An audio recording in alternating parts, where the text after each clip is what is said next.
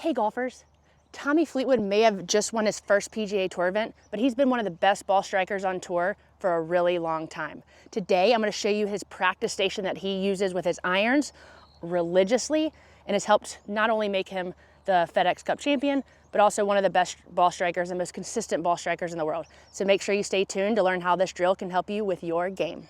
So Tommy Fleetwood admits that he's always played a draw. That's his ball flight. But his miss tends to be an overdraw. A ball that starts a little too far to the right, over curves to the left. For him, he tends to get the club a little outside, and then he comes down and gets stuck underneath, and that causes him to be flippy, which causes an overdraw. So he and his coach came up with this practice station. Now, I think a lot of us know Tommy for his kind of sawed-off, shorter finish, and that helps him be able to do this drill successfully, because when he gets super stuck underneath, right, he finishes up here, the club is really high, so he needs more torso rotation coming through to get that club from being stuck behind him and getting that pass shooting too far inside out, which causes that overdraw. So the abbreviated follow through started off as just a drill, but he ended up hitting the ball so well that way that it has turned into his standard stock iron swing. So for this drill, the way that we want to set it up is you're gonna have an alignment stick on your target line, and then you need, this is just an empty box of golf balls. And depending on your skill level, you can make this as hard or as easy as you need to. Maybe kind of start with levels. So level 1 will make it a little bit easier, and if you're successful, then we'll tighten the gate a little bit to make it a little bit more challenging. So let's start off with alignment stick down your target line.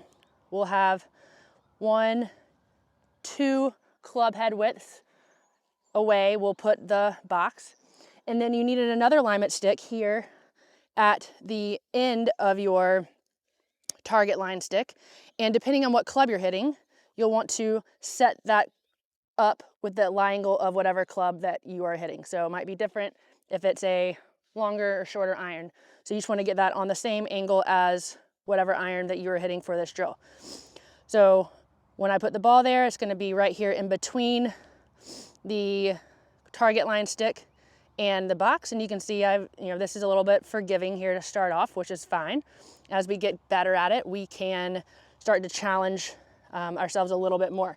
Now the goal is to obviously miss all of these objects, right? We got a little obstacle course here. So the box for Tommy, it helped him, he'll have it a little bit closer, right?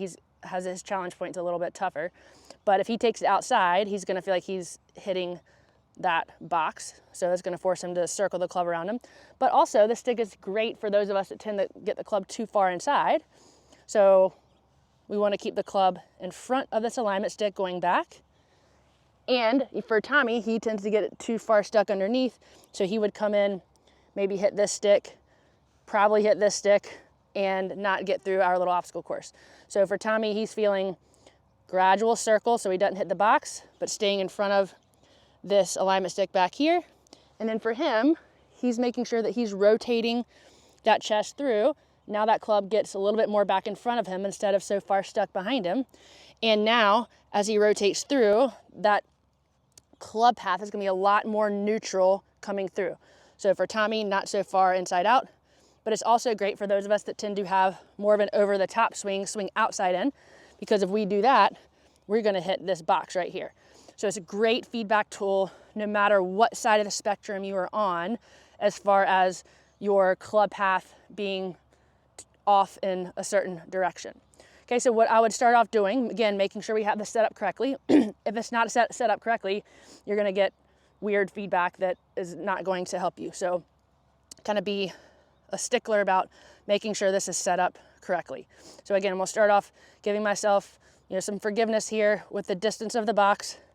And I'm gonna just do some really slow swings, right? Not looking to hit the ball very far, but just getting the sensation of missing everything that I have in front of me. Let that club drop. Now I'm gonna start to rotate, come down, and I'm gonna have a little shorter finish here too, just like Tommy. So I'm gonna go hit the ball here, but super slow speed,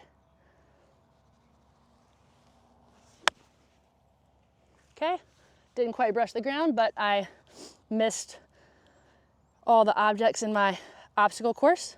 So again, I would do that a few times just slowly. One, just so you're confident that you can miss these objects, and if we do it, it'll be at a slow speed, right? So again, if you tend to come over the top, you will probably come down and hit this box on the outside.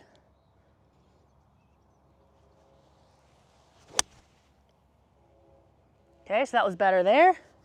Missed the target stick, missed the box, missed the stick back behind me.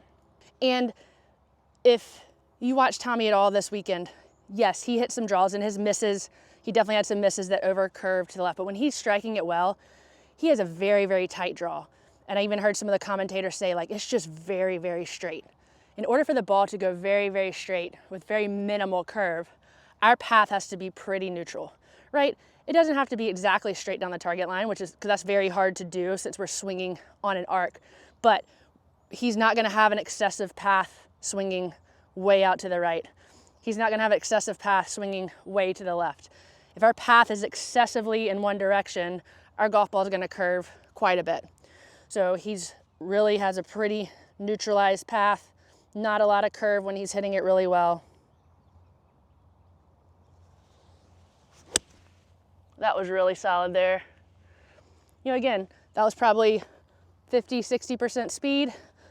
And that's what we want to do, right? Contact is number one priority, always. Doesn't matter your skill level, because we can hit a lot of straight shots that are really crappy, right? We top it, we chunk it, the ball goes straight. So contact is number one priority, always, no matter your skill level. So this is going to really help us start to make more consistent ball then ground contact, get that club bottoming out after the golf ball.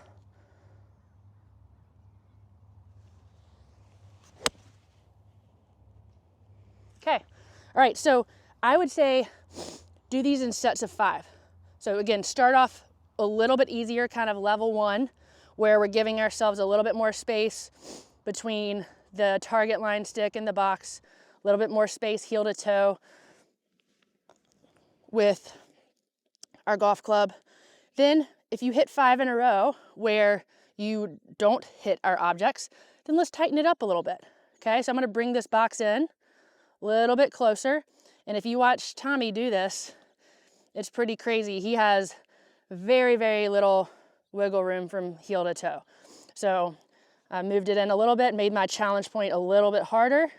Same goal, trying to miss all of my objects. I'm gonna go just slower speed here.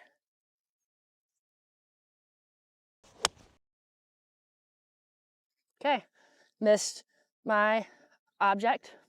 So this drill is great. And again, if you're the opposite and you tend to slice it, this is still a great drill because you're gonna have this box that is gonna be getting in your way for feedback.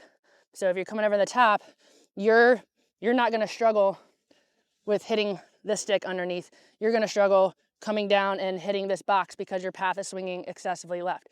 So if I can't hit it solid from just waist high to waist high, it's silly to think by adding extra motion and speed that it's gonna be any better. So if you're struggling, go smaller, go slower. Okay, and do that where you have to do it 5 times, what feels like extra slow, extra short.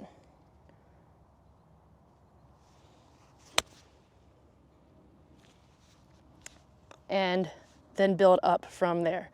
So, okay, that was kind of slow and short, so maybe I go short but a little bit faster.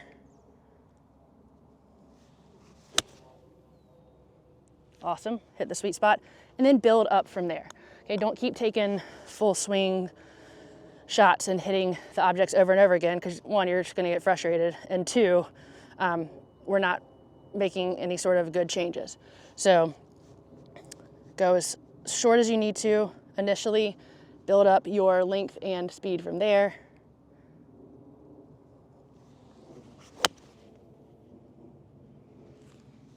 And I promise you, if you do this, you're going to see a great improvement in your ball striking. You're gonna see some really straight shots, not a lot of curve. And again, if you are able to do these first couple of versions really well, make it a little harder, right? Obviously, there's a point where it's too hard and not beneficial, but you know, move it closer to where you don't have a ton of wiggle room from heel to toe. That'll help guarantee a centered strike point as well as a more neutral path.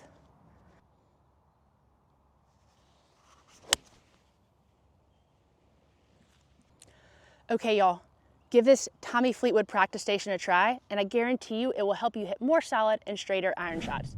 And who doesn't want that, right? Thank y'all so much for watching. If you found this video helpful, or if you give this drill a try, let me know down in the comments and let me know how it went. If you'd like to work with me one-on-one a little bit more individually, we can do so through the Skillest app, and I have that link down in the description below. Thank you so much for watching, and we'll see you later.